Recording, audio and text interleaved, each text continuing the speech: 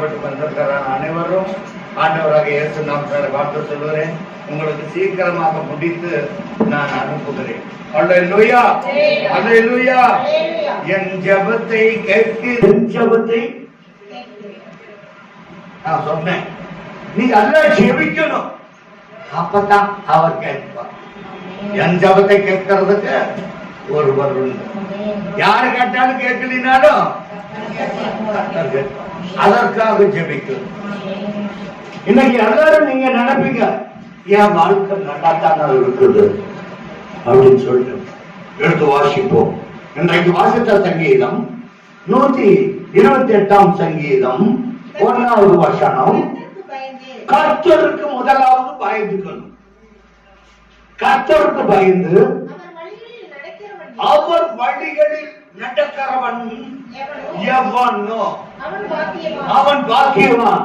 நம்ம கர்த்தருடைய வழியில் நடந்தால் நாம் யாருங்க? பாக்கியவான், பாக்கியவதி.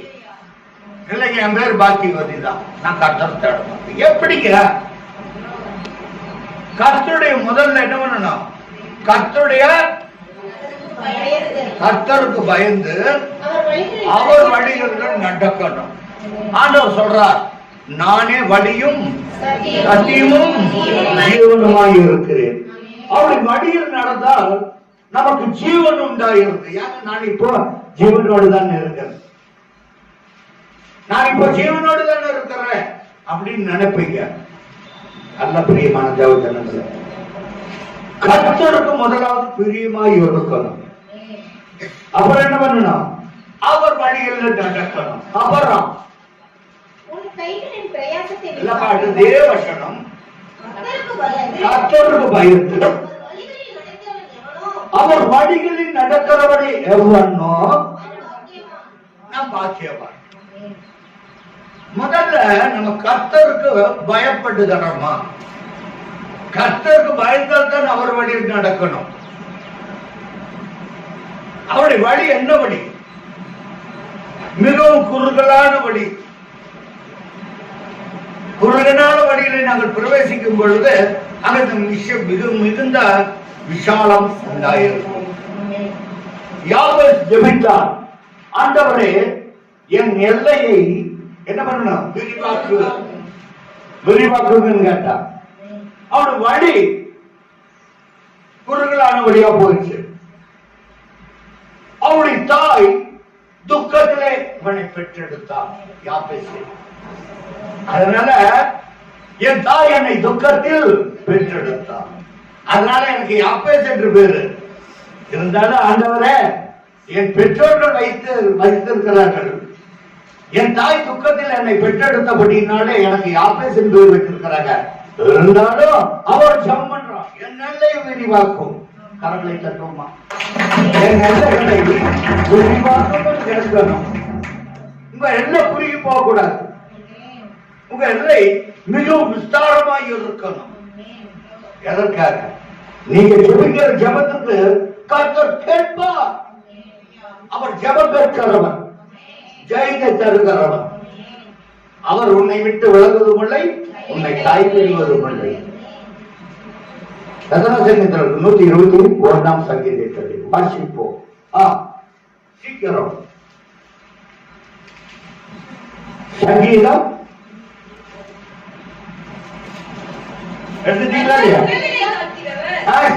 காக்கிறவன் உறங்குகிறதும் இல்லை, தூங்குகிறதும் இல்லை.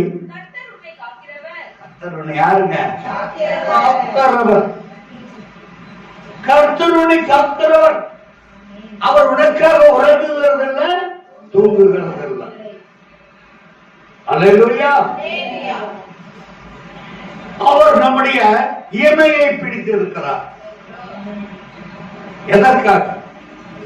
அவர் இமை பொழுது நம்மை கைவிடுகிறது, கைவிடாத. நீங்க அவர் வழியில் நடக்கிறதுன்னா ஜெபம் பண்ணணும்.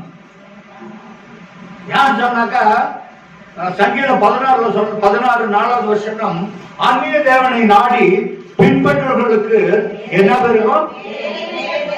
ஐயோ, நான் அந்த வழியில நடக்கலையே.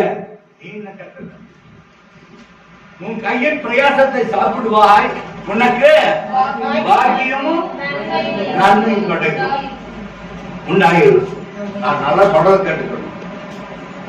அந்நிய தேவனை நாடி பின்பற்றவர்களுக்கு வேதனைகள் பெருகும். அப்ப என்ன அர்த்தம்னா, வாசிப்போம், வேதனை பெருகும். அவர்கள் செலுத்துகிற ரத்தான வழியை நான் செலுத்த மாட்டேன். அவர் நாமங்களை என் உதடுகளினாலும், அந்த நாமத்தை உதடுகள்ல கூட நம்ம உச்சரிக்க கூடாது. அல்லேலூயா. அந்த நாமங்களை நம்ம என்ன பண்ணக்கூடாது? உச்சரிக்க கூடாது. உடனே என்ன செய்யணும்னு சொன்னா, நம்ம தான் போகக்கூடாது, நம்ம தானே போகக்கூடாது, நம்ம தானே போய் ஆராதனை செய்யக்கூடாது. ஏதாவது நம்ம இருக்கிற ஒரு தொகையை கொடுத்தா ரெண்டு கட்டம் நான் என்ன இதை கொண்டு போய் கொடுக்கிறேன். இதெல்லாம் ஆண்டவருடைய செல்லுபடி ஆகாது. அதான் கர்த்தருக்கு பயந்து நடக்கிறதா. அப்புறம் வேதனைகள் பெருக அதை என்ன பண்ணும்?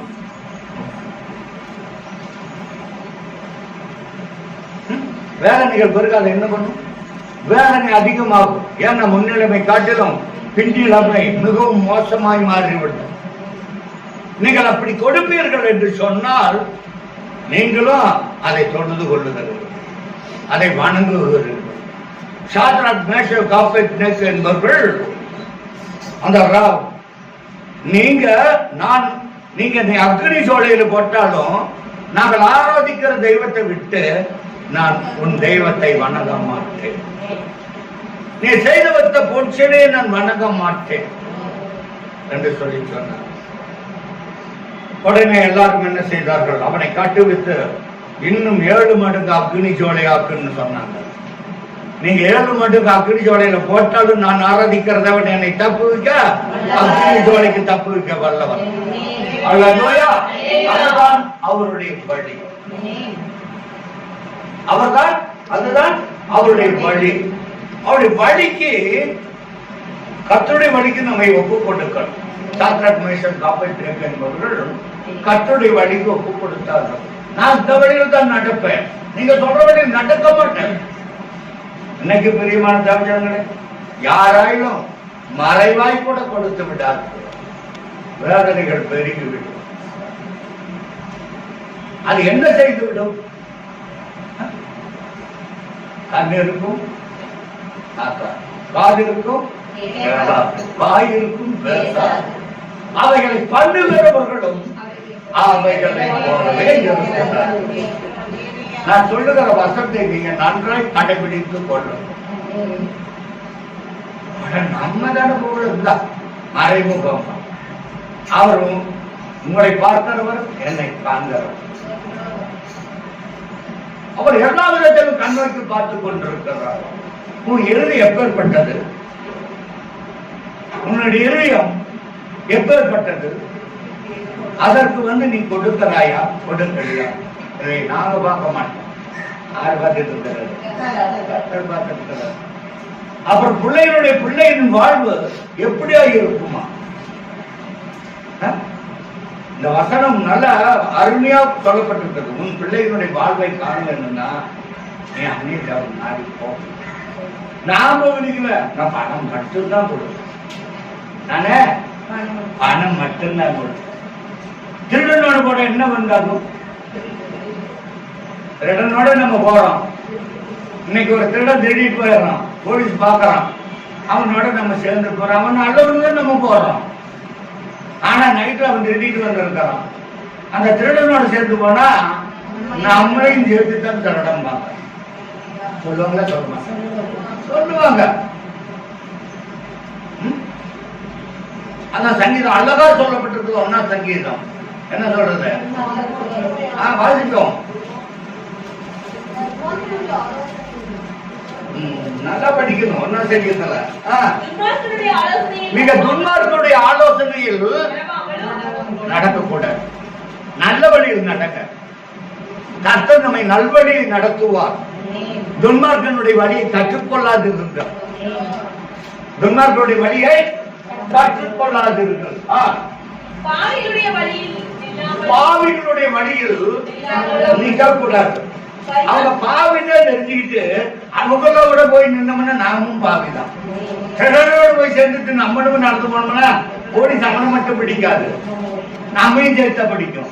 நீ அதுக்கு பின்னாடி நீ உத்தமன்னு சொல்லி எல்லாம் சொல்லி நீ நிர்ணயம் பண்ணினால் மாத்திரம்தான் உனக்கு விட்டதெல்லாம். அதுபோலதான் இன்றைக்கும் தேவனுடைய ராஜ்யத்தில் பிரவேசிக்கும் போது தேவனுடைய சமூகத்துல உங்களை நல்லவன் என்று விளங்கும்படியாக உங்களை கர்த்தருடைய வழியில் நடக்கும். சங்கீதம் 17 கடைசி வசனத்தை வாசிப்போம். நானும் நீதியிலே உம்முடைய முகத்தை நான் என்ன பண்ண போகிறேன்? தரிசிப்பேன். தரிசிப்பேன் என்ன?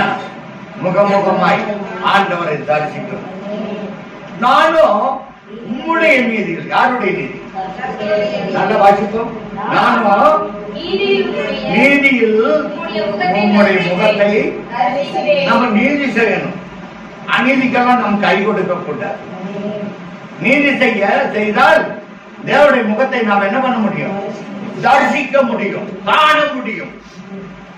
அல்லேலூயா. அப்புறம் என்ன பண்ணுங்க?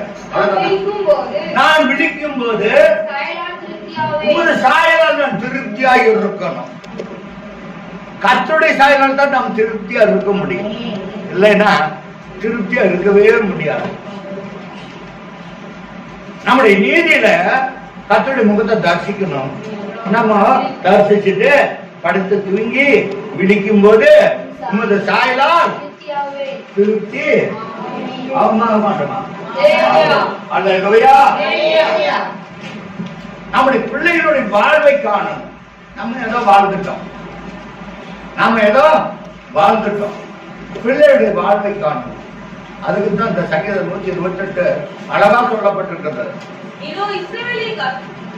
128 கர்த்தருக்கு பயந்து அவர் வழிகளில் நடக்கிறவன் எவனோ அவன் பாக்கியவான். உங்களும் நீங்களும் நானும் பாக்கியவானாய் மாறதுக்கு கர்த்தருடைய வழியில நடக்க கற்றுக்கொள்ளணும். கர்த்தருடைய வழியில நடக்க கற்றுக்கொள்ளணும். பாதிப்போம். அப்பதான் நம்முடைய கர்த்தருடைய வழிகளை கை கொண்டால், அந்த வழியில் நடந்தா நம்ம கையின் பிரயாசத்தை நீ சாப்பிடுவாய். அல்லேலூயா. கர்த்தருடைய கை, நம்முடைய கையின் பிரயாசத்தை சாப்பிடணும். அதான் சொல்லுவாங்க, கை கெட்டுனது. அப்படித்தான் நம்முடைய வாழ்வை கர்த்தர் பார்த்திருக்கிறார். ஏதாயிரம் நம்ம கையின் பிரயாசத்தை சாப்பிடாம நீ சாப்பிடணும், உன் பிள்ளைங்க சாப்பிடணும். என்ன? நல்லா சாப்பிடணும். அதை சாப்பிட விட்டுட்டு மறைமுகமா கொடுத்து நீ கொண்டு கொடுத்ததுன்னு சொல்ல. கையின் பிரயாசம் ஆசீர்வதிக்கப்படாது. ஏன்? அந்நிய தேவர்களுக்கு பலியிடுறியே, அது உங்களுக்கு பலிக்குமா? முதலாவது நம்முடைய உள்ளத்தில் இருக்கிற பலிபீடங்களை, விக்கிரகத்தின் பலிபீடங்களை தகர்த்து எறியும். கர்த்தருடைய வழியை கற்றுக்கொள்ளணும். அல்லேலூயா. வாசிப்பா. உனக்கு பாக்கியமும் நன்மையும் உண்டாயிருக்கும். அல்லேலூயா. உனக்கு பாக்கியம் உண்டாயிருக்கும். அப்புறம் என்ன உண்டாயிருக்கும்? பாக்கியமும் உண்டாயிருக்கும், நன்மையும் உண்டாயிருக்கும். அல்லேலூயா.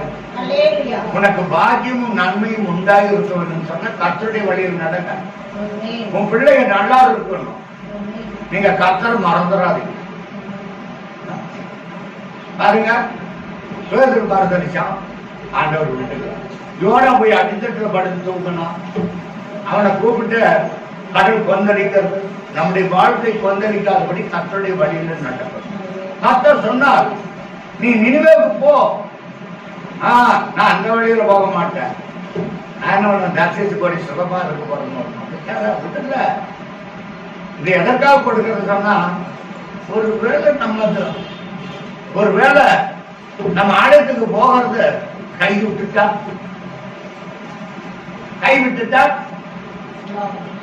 கர்த்தர் கைவிட்டுட்டாருன்னா இதுக்கு நம்ம டொனேஷன் கொடுத்துருக்கோம்ல, அதுக்கு நம்ம காப்பாற்றணும். இருதரக்கூடிய எறும்பை போல இருக்கக்கூடாது. இருவழியில் நடக்கிற தெரியாத காரணியை போல இருக்கக்கூடாது. நீதிமொழிகள் இருவழியில் நடக்கிற தெரியாத காரணை போல நாம் இருக்கக்கூடாது. கர்த்தர் உனக்கு என்ன சொன்னார்? உன் பிள்ளைகளுடைய வாழ்வை காணணுமா? நான் சொல்லுகிற பிறகு பரிகாசக்காரர் உட்கார்றவங்களோட உட்கார்றத வீண் அரட்டனை பேசாத. கர்த்தருடைய ஆலயத்தில் வந்து நீ இரு என்று சொல்லி ஆண்டவர் சொல்லுவாங்க. வீண் பேச்சு அது என்ன பண்ணுமாமா? ஒரு நாள் கலட்டி விடும். ஒரு நாளைக்கு ஒரு மனுஷர் நல்லவங்களோ கெட்டவங்களோ ஒரு 5 நிமிஷம் ஒருத்தரோட பேசலாம். அதை நீங்க மணிக்கணக்கில் பேசணும். ஒரு நாளைக்கு தட்டி விடும். நான் சொன்னா ஒரு விதை போடுறோம், அது விதை முளைக்கு என்ன பண்ணுது? இது வரைக்கும் வருது, அப்புறம் இது வரைக்கும் வருது, அப்புறம் என் வயறு வந்து 6 அடிக்கு. நீங்க டெய்லி தண்ணி ஊற்ற மாட்டீங்க. ஆரம்பிச்சவன் பெற்றுவீங்க. அது இல்லையா? வீண் வார்த்தைகளை பேசக்கூடாது. வீண் வார்த்தைகளை பேசாமல் இருந்தால் தேவன் நமக்கு நற்படியை காட்டுவார். வாசிப்போம் 128 சங்கீதத்துக்கு வாசிப்போம். உன் கைகளின் பிரயாசத்தை நீ சாப்பிடுறாக்கா அந்த காசு வந்து வெளியில போகக்கூடாது, துண்டாக்கத்துக்கு போகக்கூடாது. வேதத்துல இருக்கிறது. இன்னைக்கு தசம பாகம் எடுத்து வைக்கிறீங்க, நல்லா கவனிச்சுக்கணும். இந்த தசம பாகத்தை எடுத்து வச்சீங்கன்னா தனியா எடுத்து வச்சிடும். தனியா பைபிள் இருக்கிற நாளைக்கு படிச்சுங்கிற ஏன் சொன்ன இன்னைக்கு அது சப்ஜெக்ட் அல்ல. கையின் பிரயாசத்தை சாப்பிடறதுக்காக எடுத்து அதை நீங்க என்ன பண்ணக்கூடாது? அதை என்ன பண்ணக்கூடாது? ஆண்டவர் பார்த்து நம்ம பாஸ்டர் பார்த்துக்கிட்டா இருக்கிறாரு. பாஸ்டர் பார்த்துக்கிட்டா இருக்கிறது நான் தான் எடுத்து வச்சேன். இதை நான் என்ன பண்ணுறேன்? இளவு காரியத்துக்கு போயிட்டு வந்துடலாம் அப்படின்னு போய் அங்கே போய் அந்த பணத்தை எடுத்து போய் அங்கே இளவு காரியத்துக்கு கொண்டு போகக்கூடாது. உங்களுக்கு எடுத்து வாசிக்கிற ஒரு நாளைக்கு அதில் எடுத்து ஒரு பைசா கூட எடுக்கக்கூடாது. அதை எடுத்து போய் இளவு காரியத்துக்கு செலவு பண்ணணும். தீய வழிக்கு அந்த பணம் செலவாகக்கூடாது.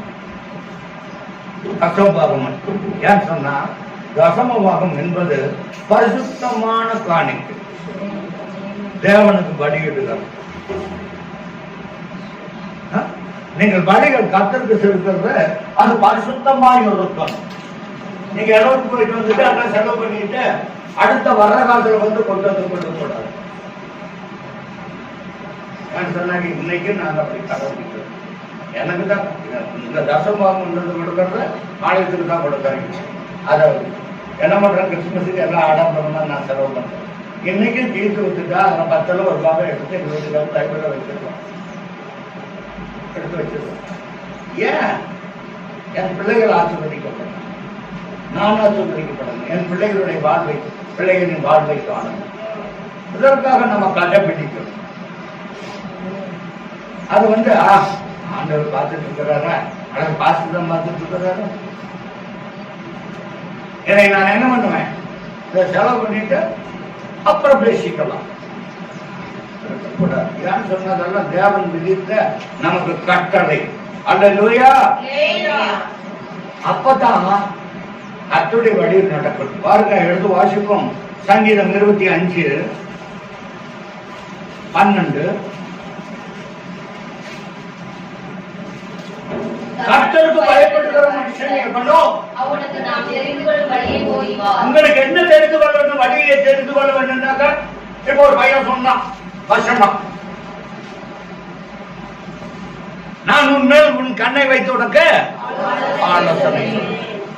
சங்கீதம் 32:8 வாசிப்போம். நான் உனக்கு போதித்து உனக்கு நடக்க வேண்டிய வழி, உனக்கு நடக்க வேண்டிய வழி என்ன வழி? நல்ல வழி. உத்தமமாய் நடக்கிறவர்களுக்கு கர்த்தர் நன்மை வழங்காத இருக்க மாட்டார். உத்தமும் நேர்மையும் என்னை காக்க கடவுள். உத்தமம் வேணும். அல்லேலூயா. ஆகவே பிரியமானவர்களே, இங்க சொல்லப்பட்டிருக்கிறது, நான் உனக்கு போதித்து உனக்கு நடக்க வேண்டிய வழி நான் காட்டுறப்ப நீ அந்த வழியில போக வேண்டாம், நீ இந்த வழியில போ. நல்வழி, கோணலும் சறுக்கலுமான வழியில் நீ போக வேண்டாம், நல்ல வழி. அல்லேலூயா.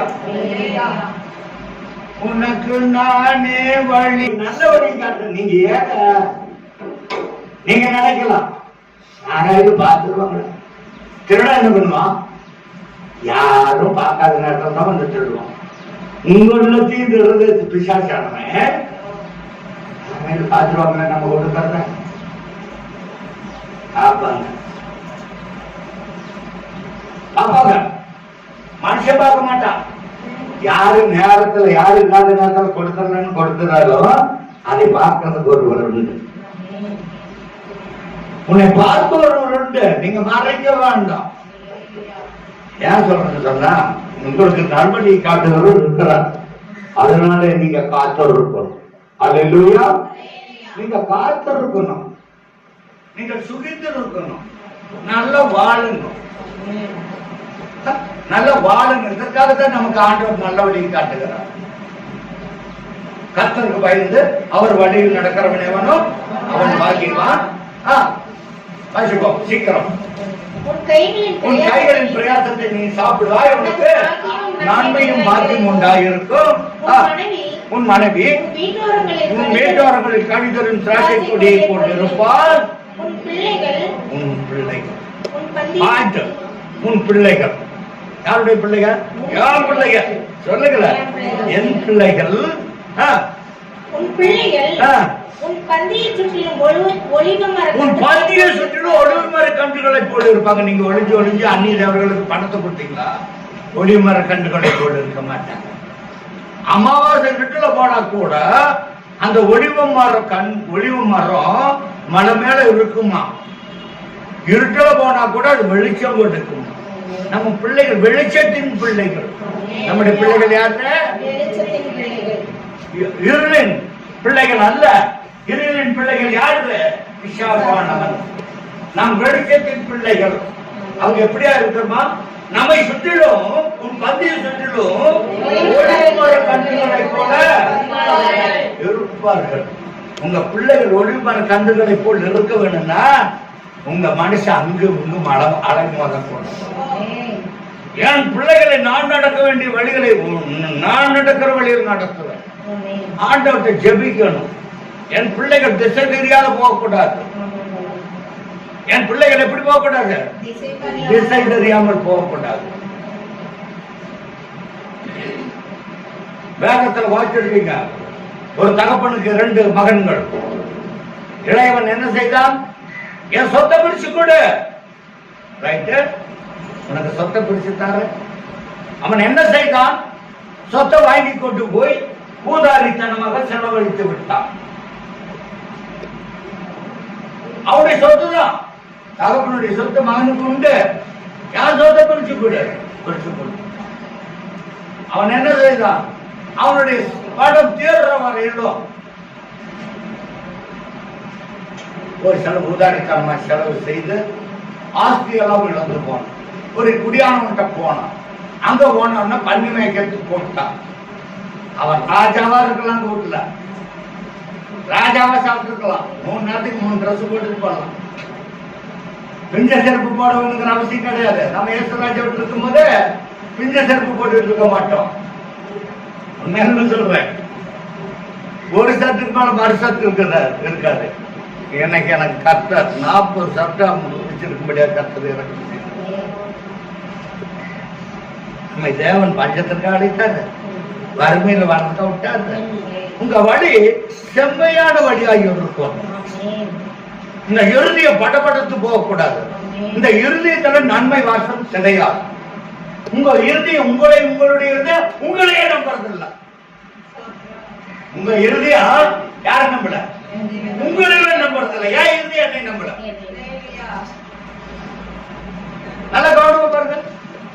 நீங்க இந்த வசனத்தை 128 சங்கத்தின்படியா இது கல்யாணத்தில் தான் சொல்லுவாங்க, கல்யாணத்தில் வாசிப்பாங்க. இது இம்பார்ட்டன்ட், கர்த்தருடைய போதகம். இத கல்யாணத்தில் வாசிப்பாங்க. உன் மனைவி கணிதரும் திராட்சை கொடி போல் இருப்பாள், உன் பிள்ளைகள் பந்திகளை சுற்றி ஒழுங்குமுறை கண்டுகளை போல இருப்பார்கள். இதோ கர்த்தருக்கு பயப்படுகிற மனுஷன் எவனோ ஆசிரியப்படுவான். நான் கர்த்தருக்கு பயந்துக்க மாட்டேன், ஞாயிற்றுக்கிழமை மட்டும்தான் வந்துருக்கிறேன், இந்த வசனம் எனக்கு செயல்படாத படாது படாது. வீட்டிலையும் ஜெபம் பண்றது கிடையாது, வீட்டிலையும் ஜெபம் பண்ண கிடையாது, மனசுலையும் நினைக்கிறது கிடையாது. யாரு இப்படி பண்ணுது? இயேசுவின் பாதத்துல வந்து மரியாதை உட்கார்ந்து வேத வசனத்தை கேட்டு இருந்தார். இயேசுகிட்ட மாஸ்டர் போய் நான் போய் இன்னைக்கு இயேசுக்கு என்ன பண்ண போறேன்? நல்ல பதார்த்தம் செய்ய போறேன், நல்ல ப்ரூவ் காபி போட்டு தர போறேன், தரங்களுக்கு இதெல்லாம் போட்டு செய்வோம். ஆனால் இயேசுவின் பாதத்துல உட்காரணும். இயேசுவின் பாதத்துல உட்கார்றது மிகவும் கஷ்டம். விட்டு வலிக்கும், கை வலிக்கும், கால் வலிக்கும். பொல்லாத பிசாசனம் போகணும்னா எல்லாத்தையும் வலிக்கும். நீங்க ஆண்டவருடைய பாதத்துல காத்திருக்கணும். எந்த பாதத்துல காத்திருக்கணும்? ஆண்டவருடைய பாதம்னா அந்த பாட்டை எடுத்துக்கணும். இயேசு பாதம் எனக்கு போதும். அல்லது நீங்க வசனத்தை சொல்லும் போது பாட்டு எடுத்து பாடிடணும். அப்பதான் ஆண்டவர் கிரியை செய்வார் உங்களுக்குள்ளாக. இயேசு பாதம் எனக்கு போதும். ஆமாங்க, நீங்க இயேசு பாதம் போதுன்னு சொல்லிடுவீங்க. நான் வயிற்றுக்கு என்ன பண்ணுவேன்? கர்த்தருடைய வழியில் நட, உனக்கு ஆண்டவருடைய வழியில் பிரியமா இரு. ஆலோசனை சங்கீதம் 1 சொல்லப்பட்டிருக்கிறது. என்ன சொல்லப்பட்டிருக்கிறது? துன்மார்க்கனுடைய ஆலோசனையை, அந்த ஆலோசனை நடக்கக்கூடாது. கர்த்தர் சொல்லிட்டார், என் வழியில் நட, நான் தான் உனக்கு வழி, என்னை தவிர வழியோ வேற வழியோ உனக்கு கிடையாது. நீங்க சொல்லுவீங்க, இதை தவிர வேற வழியே இல்லை. கூட்டல இருக்கும், வீட்டுல இருக்கும், பணம் பச்சடி எல்லாமே இருக்கும், எனக்கு வேற வழியே தெரியல. 4 நாளைக்கு வேலை இல்லைன்னா வேற வழி இல்லைன்னு சொல்லலாமா? சொல்லக்கூடாது. எனக்கு ஆண்டவர் உண்டு பண்ணி வைத்திருக்கிறார், எனக்கு வேண்டியதை அவர் அறிவார். அப்படி சொல்ல கற்றுக்கொள்ளும். எனக்கு ஒண்ணுமே இல்லை, யார் சொல்றவர்? சாரி பார்த்து சொன்ன ஒரு கொஞ்சமாக வச்சிருக்கிறேன், இதை நானும் என் பிள்ளையும் சாப்பிட்டு செத்து போயிடுறேன். ஏன் சாப்பிடாதே சாகிறது? யார் காட்டாங்க? அதுக்கு போய் கஷ்டப்பட்டுட்டு விறகு பொறுத்து போகணுமா? கோபிக்கு பக்கத்துல கோயிலில் கொடுக்குற சாப்பாட்டை வாங்கிட்டு மருமகன், மகன், மாமியார், அப்ப எத்தனை வயசு இருக்கும்? மாமியார் இருக்கிறாங்கன்னா வயசு எவ்வளவுக்குள்ள இருக்கும்? 60, 65, அட்லீஸ்ட் 70. அவங்க என்ன பண்ணுவாங்களாம்? வேலைக்கும் போக மாட்டாங்க, அடுக்க தங்கப்படுத்திருப்பாங்க. ஏதோ ஒரு ஓலை குடிசையில அங்க படுத்துட்டு இருந்தாங்க. கடைசியில 4 நாள் கோயில்ல சோறு போடலையா? 4 நாள் கோயில்ல சோறு போடல. அதனால இவங்க என்ன பண்ணிட்டாங்க? விஷத்தை குடிச்சு செத்து போயிட்டாங்க.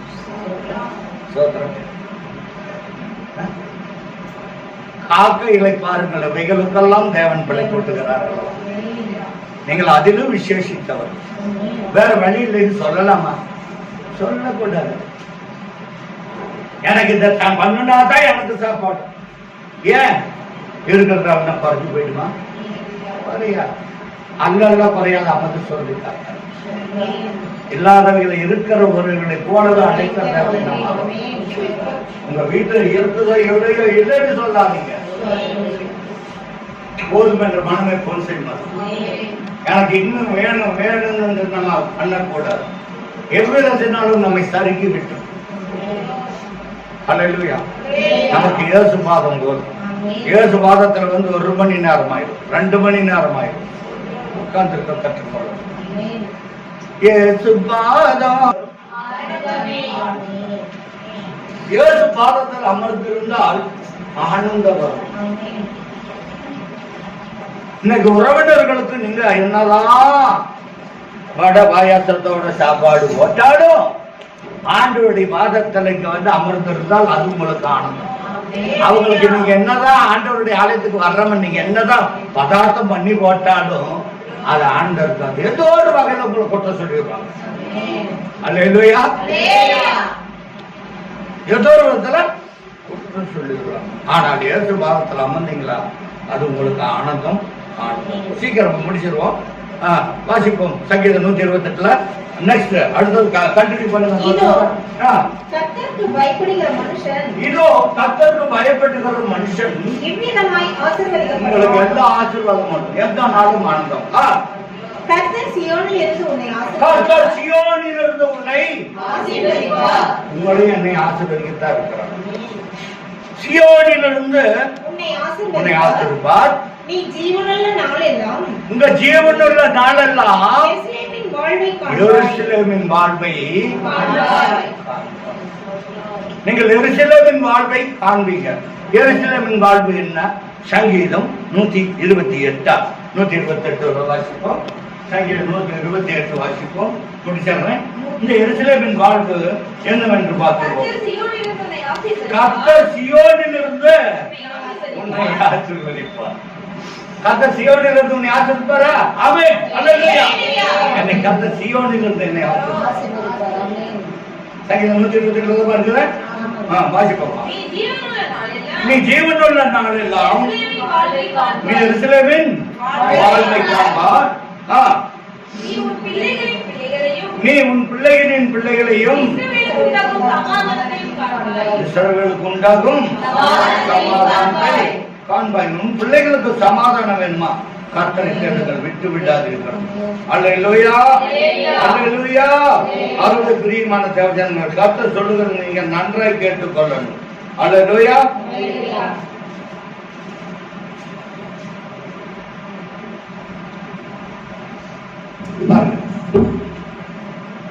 அந்த சியோனிலிருந்து உன்னை ஆசீர்வதிக்கிறார். எருசலேமின் வாழ்வை காண்பீர்கள்.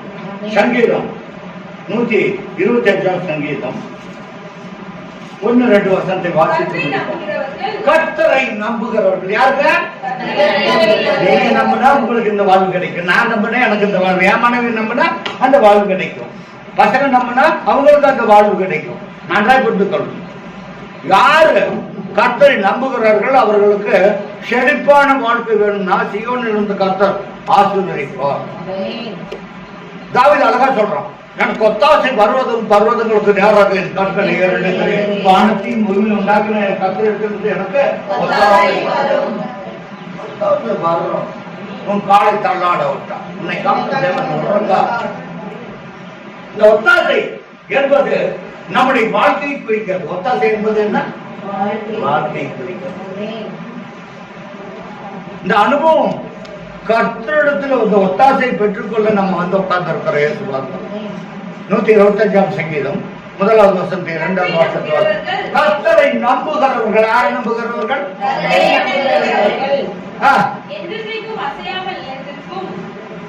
என்றென்றைக்கும் அசையாமல், என்றென்றைக்கும் அசையாமல். பசியோ பட்டினியோ பஞ்சமோ எது வந்தாலும் சரி நம்ம என்ன பண்ண மாட்டோம், அசைய மாட்டோம். கர்த்தரை நம்புகிறவர்கள் தான் அசையாமல் இருப்பார்கள்.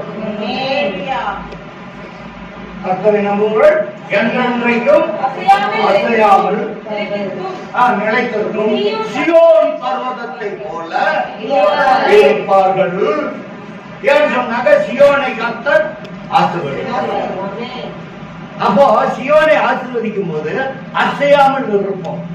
அதை ஆசீர்வாதப்படுத்துறது யார் தான்? வசனத்தை பாருங்க. 121 நல்லா கவனமா கேட்கணும். கர்த்தரை நம்புவர்கள் என்றென்றைக்கும் அசையாமல் நிலைத்திருக்கும் சியோன் பர்வதத்தை போல் இருப்பாங்க. சியோனிலிருந்து கர்த்தர் உன்னை ஆசீர்வதிக்கிறார். நீங்க அசையாமல் இருப்பீங்க. அந்த ஆசீர்வாதம் வந்துட்டா அந்த ஆசீர்வாதத்தை விட்டு விட கூடாது. அழகா சொல்லிருக்கிறார் ஆபிரகாமை பார்த்து, நான் என்று முதல் உன்னை ஆசீர்வதிப்பேன், எல்லையில்லா நன்மைகளால் நிரப்பிட்டார். ஏன்னாக்கா ஆபிரகாம் இந்த பூமியில வசிக்கும் பொழுது இந்த பூமியே தாங்கக்கூடாத சொத்து இருந்ததா. நமக்கு அவ்வளவு சொத்து வேண்டாம், நம்முடைய பிள்ளைகளை வழிவகுத்தா போதும். அல்லேலூயா. அதற்காக நீங்க நம்பணும் காத்தரை. பாட்டு பாடிட்டா போத. அல்லேலூயா. பர்வதங்கள் எருசலேமை சுற்றிலும் சின்ன சின்ன பர்வதங்கள் இருக்கும், மலைகள் இருக்கும், மலைகள் இருக்கும். கர்த்தர் இது முதல் என்றென்றைக்கும், இது முதல் என்றென்றைக்கும் என்னை சுற்றிலும். அப்படி சொல்லுங்க, கர்த்தர் இன்னிலிருந்து என்னை சுற்றிலும் இருக்கிறார். நான் நல்லதை செஞ்சாலும் கர்த்தர் என்னோடு இருக்கிறார், கெட்டதை செஞ்சாலும் கர்த்தர் என்னோடு இருக்கிறார். இது நல்லதையும் பார்க்கிறாரு, தீயதையும் பார்க்கிறாரு. நான் எந்த வழியில் நடக்கிறேன், நம்ம தான் நம்ம டிசைட் பண்ணிக்கணும். கர்த்தருக்கு பிரியமான வழியில் நடக்கிறோமா அப்படின்னு நம்ம சோதிச்சு பார்க்கணும். யார் நம்புறீங்க? அல்லேலூயா. அல்லேலூயா. அதான் பர்வதங்களை சுற்றி இருக்குமா போல் இது முதல் கர்த்தர் நம்மை சுற்றிலும் இருப்பார். கர்த்தருடைய பிள்ளைகள் ஒரு பதியை சுற்றிலும் மொழி மர கட்டுகளை போல் இருக்கிறது போல நம்மை சுற்றிலும் யார் இருக்கிறார்? அல்லேலூயா. நம்மை சுற்றிலும் எதற்காக? என் பிள்ளைகள் பாதை தெரியாத போகக்கூடாது. பாதை தெரியாத கடந்து வந்த பாதை தெரியாத போறவங்க யாருதான்? பாதை தெரியாத வழிமாறி போறவங்க யாருங்க? குருடர்கள் தான் பாதை தெரியாது. நம்ம கண்ணை வச்சுக்கிட்ட நம்ம போய் குளிர விடக்கூடாது. நம்ம கண்ணு இருந்து குழந்தை போல் இருக்க, நம்ம தடவி தடவி நடக்கிறார். ஆண்டவர் போல்டா சொல்றாரு, என் வழியில நட, என் வழியை கற்றுக்கொள், என் சத்தியத்தை கற்றுக்கொள். உன் பிள்ளைகள் ஒளிமர கன்றுகளை போல உன் பந்தியை சுற்றி இருக்கணுமா? உன் வீட்டுக்குள்ளாக இருக்கணுமா? என் வழியில் நடக்க சொல்ல, நீங்களே என் வழியில் நடங்க, என் வழியை கற்றுக்கொள்ளுங்கள்.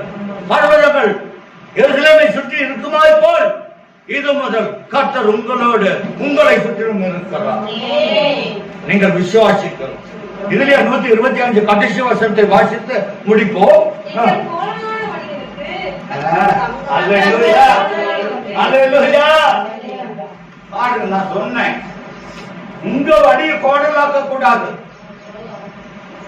போட்டு நீங்க யாரும் பார்க்கறது தப்பு. ஆண்டவர்கிட்ட அதெல்லாம் செல்லுபடி ஆகாது. தாங்கள் கோடலான வழி, எந்த வழி ஆனால் நான் ஆராதிக்கிற தேவன் இந்த ஊர்ல சவால் விட்டார்.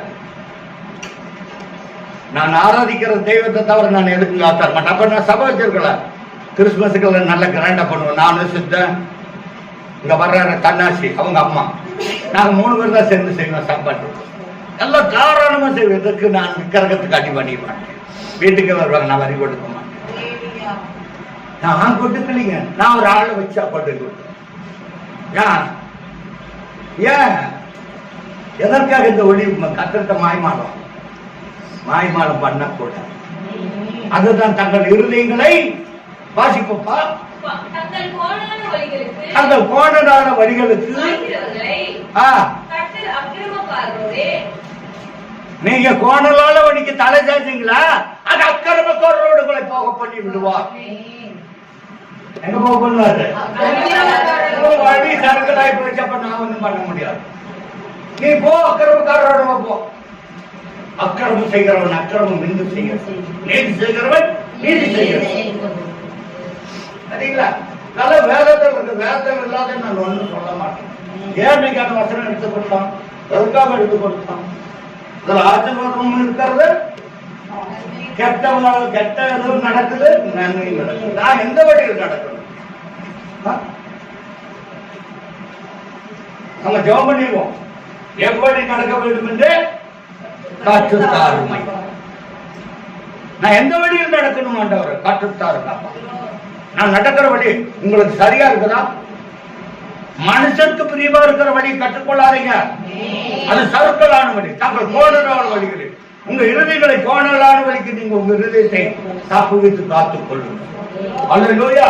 உங்க பிள்ளைகளுக்கு பாக்கியம் உண்டா இருக்கணும், நன்மை உண்டா இருக்கணும். உங்களை சுற்றிலும் கர்த்தர் இருக்கணும். கர்த்தர் உங்களை விட்டு போகக்கூடாது. பிரசங்கம் பண்ணாலும் ஒன்னும் 1 மணி நேரம் பிரசங்கம் பண்ணணும். கர்த்தர் எப்படி விட்டு போறார்? ஆனால் அதுவரையிலும் தாங்காது மனுஷன். அல்லேலூயா. அதை விட்டு அதற்காக உட்கார்ந்து இருக்க முடியாது. முடியுமா? முடியாது. வீட்டுல வேலை இருக்கு, சாப்பிடணும், எல்லா வேலையும் இருக்குது நமக்கு. அதனால நான் அதிகமா உங்களுக்கு பிரசங்கம் பண்ணல. இன்னைக்கு சீக்கிரம் முடிக்கிறது டேட்டா பண்ணியிருப்பேன். இந்த வசனம் வந்தது, இந்த வசனத்துக்கு தகுந்த மாதிரி நான் சொல்லித்தாகணும். சொல்லுனா கர்த்தர் கேட்பார். உனக்கு இத்தனை மண்டை போட சொல்லி கொடுத்து நீ சொல்லலையா, உன் மேல ஒரு கேஸ் பண்ணுங்க. ஆண்டவர் என்ன கேஸ் போட்டுருவார். ஏன்னாக்கா விடுதலை பண்ண விடுதலையாவ சத்தியத்தை சொல்ல, சத்துருவோட சரி சத்தியத்தை சொல்ல. அல்லேலூயா. பாருங்க, தங்கள் கோணனால வடிகளுக்கு சாய்கிறவர்களை கர்த்தர் அக்கிரமக்காரரோடு, நீ அக்கிரமக்காரரோடு உனக்கு பங்கு உண்டு. அக்கிரமத்துக்கு ஒரு தலையை சாய்ச்சிட்டா, ஒரு இருதயத்தை சாய்ச்சிட்டா, இந்த பணத்தை கொண்டு கொடுத்துரு. பாதிச்சிருக்க மாட்டேன். ஒண்ணு கை விட்டா அது அன்னைக்கு அதான் ஒரு கதை இருக்குது. ஃபிளைட்ல போனாங்களாம். ஃபிளைட்ல போகும்போது உயர பறந்துட்டு இருந்ததாம். அப்போ ஃபிளைட் ரிப்பேர் ஆயிடுச்சு. எது ஃபிளைட்டு ரிப்பேர் ஆயிடுச்சுன்னு சொன்னாங்களாம். ரிப்பேர் ஆனாக்க என்ன ஆகும்? அங்கிருந்து கீழே விழும். அல்ல அவங்க தெய்வத்தை வேண்டிக்கணும். இந்துக்காரன் கும்பிட்டானா 30 முக்கோடி தவறுகளே என்னை வந்து காப்பா அப்படின்னு சொல்லி கூப்பிட்டான். அப்ப இது என்ன பண்ணிச்சான்? நம்மள என்ன ஒன்னு தெய்வம் போய் காப்பாது அப்படின்னு வந்துருச்சான். அவனே எல்லாத்தையும் கும்பிட்டு பார்த்தா எதுவும் வரல. ஏன் அன்னை மட்டும் தான் ஆராதிக்கிறேன்னா, எல்லாத்தையும் நான் 30 முக்கோடி தவறுகள் தான் ஆராதிக்கிறேன். அது போய் காப்பாத்து அல்லா வந்து காப்பாற்றுவாங்க அப்படின்ட்டு அல்லான்னு கூப்பிடுறோம். அப்புறம் மெய்யான தெய்வமே இயேசுவே நீங்க ஒருவர் தான் தெய்வம்னு சொல்லிட்டு தேவனை ஆராதிக்கிறக்குள்ள கூப்பிட்டான். உடனே அவன் பாராசூட்ல இறங்கி அவன் ஜீவன் தப்பிச்சு. அதுபோல நம் கோணநாள் வடிவுக்கு தரக்கூடாது. அக்கரமக்காரர் போக பண்ணி விடுவான். நீங்க இன்னைக்கு 10 ரூபா கொடுத்தீங்களா, அக்கரமக்காரர் போக பண்ணி நம்முடைய பிள்ளைகளையே அந்த வழியில் தான் நடத்துவாங்க. வாசி பாப்பா. இஸ்ரவேலுக்கு என்ன உண்டு? உங்களுக்கு சமாதானம் வேணுமா? கர்த்தருடைய வழியில் நடக்கணும். யாருடைய வழியில் நடக்கணும்? உங்களுக்கு சமாதானம். இஸ்ரவேலுக்கோ சமாதானம் உண்டு. அக்கிரமக்காரரோடு போகக்கூடாது. நம்ம யாரு? நமக்கு சமாதானம் உண்டு. அல்லேலூயா.